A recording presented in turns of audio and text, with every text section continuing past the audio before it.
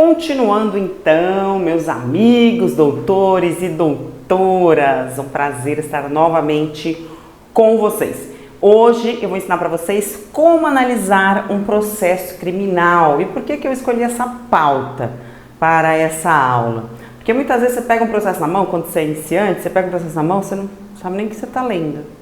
Isso acontece, gente, acontece que você não tem a prática.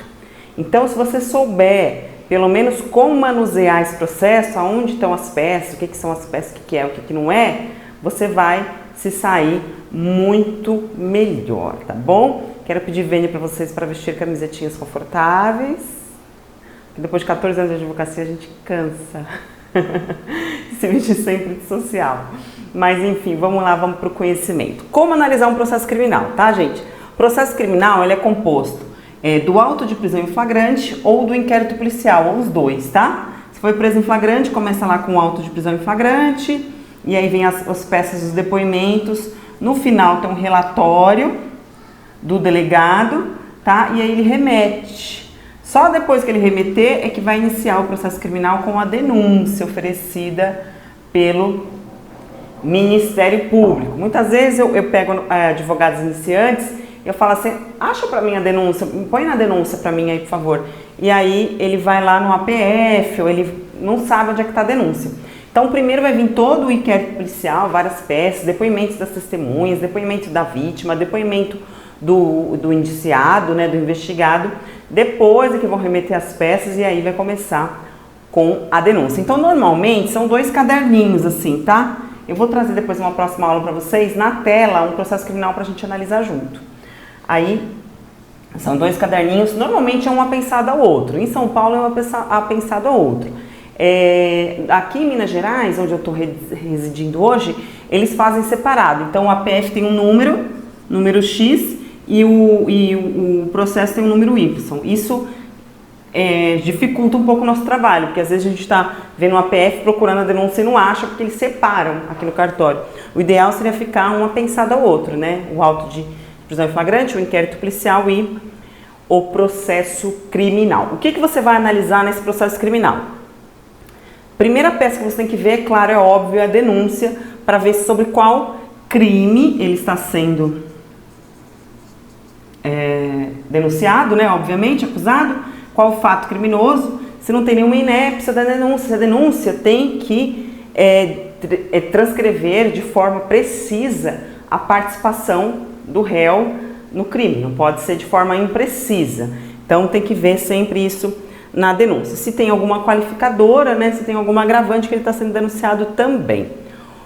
O que é importante a gente analisar no processo criminal? Primeira coisa é a primariedade, tá, do réu, se há primariedade ou se não há primariedade. E o que é primariedade? Você vai falar, ai, que besta, uma primariedade, se o cara nunca foi processado? Não. A primariedade, esses 2 tipos de primariedade, a primariedade e a primariedade técnica. Então, você pode falar, ele é primário, e você pode falar, ele é tecnicamente primário. O que é tecnicamente primário? Ele tem outros processos criminais, mas eles nunca transitaram em julgado. Então, pode estar em sede de recurso, ou ele já cumpriu a pena. Se ele já cumpriu a pena, acabou. Ele voltou a ser tecnicamente primário. Então, você sempre tem que ver o quê? A FA. E onde que vai estar a FA? No inquérito policial. Sempre tem que olhar a folha de antecedentes dele e quais crimes ele já respondeu, há quanto tempo ele já respondeu. Se a FA estiver limpa, maravilhoso, mas muitas vezes ele já tem um histórico criminal e você tem que verificar esse histórico. Primariedade é uma coisa e bons antecedentes é outra coisa, porque às vezes a gente fala na faculdade, a gente estuda, primariedade é bons antecedentes, réu primário é bons antecedentes. Não é a mesma coisa, a gente costuma falar junto, primariedade, mas não é a mesma coisa. Primariedade é se ele não tem nenhum processo transitado e julgado, e bons antecedentes, gente, é outra coisa. Então ele pode ser primário, tecnicamente primário, mas tem maus antecedentes. Entendeu? Porque ele já teve, por exemplo, uma passagem quando ele era menor de idade, né? Uma condenação pelo ECA. Então ele é primário, tecnicamente ele é primário, mas ele tem maus antecedentes. Se ele está respondendo ao inquérito policial, ele é primário, porém tem maus antecedentes. Então uma coisa é uma coisa e outra coisa é outra coisa. É importante a gente conseguir diferenciar isso, tá certo? Outra coisa importante que vocês têm que ver no processo criminal são os depoimentos que foram colhidos em delegacia. Os depoimentos que foram colhidos em delegacia. Sempre tira cópia desses depoimentos, vou fazer alguma defesa, sempre tem em mãos, sempre relê muito bem esses depoimentos e quais são as teses que poderão ser utilizadas na defesa. Vou dar um caso prático para vocês agora. A gente está com um caso no escritório que o rapaz está sendo acusado de tráfico de drogas, né? E aí tinha com ele alguns negocinhos lá que o pessoal chama de loló. E aí o que acontece? Qual que vai ser a nossa tese de defesa? Os policiais encontraram com ele na rua e aí depois entraram na casa dele sem mandado, sem autorização judicial. Então a gente já tem uma tese, que seria a tese da violabilidade de domicílio, né? Violou o domicílio indevidamente sem mandado. Outro caso que aconteceu aqui nesse mesmo processo é que ele é tecnicamente primário.